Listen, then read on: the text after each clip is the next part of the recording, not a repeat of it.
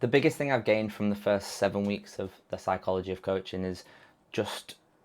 a complete difference in the amount of conviction that I speak with and the amount of clarity I have on everything in my coaching business, from how I want to deliver my feedback to clients, how I want to present myself across all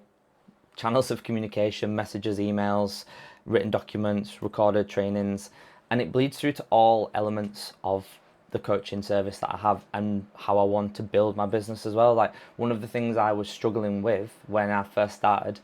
was around content, not from a consistency standpoint. I was posting at least every day. When I first started, I was actually posting twice a day. I felt fairly comfortable with content,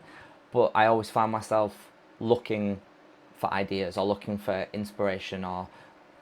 essentially doom scrolling and coming up with excuses why it was beneficial for me. And after my first call with Andy, where I was lucky to actually have it just one on one, we went over where that was coming from, where my lack of conviction in myself was coming from. Then throughout the first month, which is all about the identity of you as a coach, breaking down why there was some reservations about the authority I held and the conviction I can have in myself as a coach, breaking down that identity, realizing those beliefs in myself were, or about myself, were not founded in evidence, then being able to change those beliefs, present evidence to the contrary, has now given me so much more conviction in me as a coach for my current clients, but also for the people that I want to be speaking to in my content. And because of that conviction, I have a lot more clarity in who I'm speaking to, in how I want to speak to them, and in the topics that I should be speaking about. And it's just bled through into every single aspect. My clients now get much clearer feedback from me. They get much clearer direction. They get it with more conviction that I am the authority. I am the one who knows what is best for them. And as opposed to presenting feedback from a place of what I thought was empathy, but was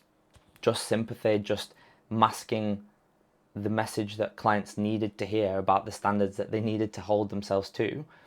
I'm now able to catch myself when I default to that, because it's a process, and instead stop, rewrite the message, and send something that will get them to answer the right questions to help them realize they're not holding themselves to the standards that they need to achieve the results and the goals that I'm working with them to achieve. And as a result, I've got clients who were already happy with the level of service that they had, but frustrated with the rate of progress of their results, now seeing faster rates of progress, being even more happy, presenting as much more motivated because of that clarity, and because I'm no longer holding back the feedback that they need to have, because I have clear conviction and clarity in what they need to hear and why that's beneficial to them. So it's changed the way that I coach and the way that I see myself in a way that I didn't see was going to happen, but that's had wide-reaching impact in every part of my coaching business. And I can only imagine from the first 7 weeks how much the next part of the course is going to continue to improve my coaching delivery, my confidence in myself, my confidence in my authority, and the conviction and the clarity that I speak with, just based on how the first 7 weeks have gone. And separate to that, the calls every single week are just so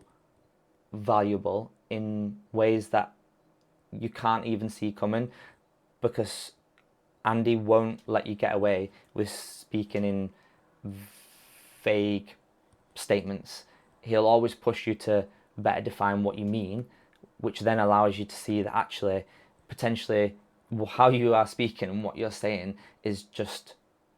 complete nonsense, or needs to be challenged, because the lack of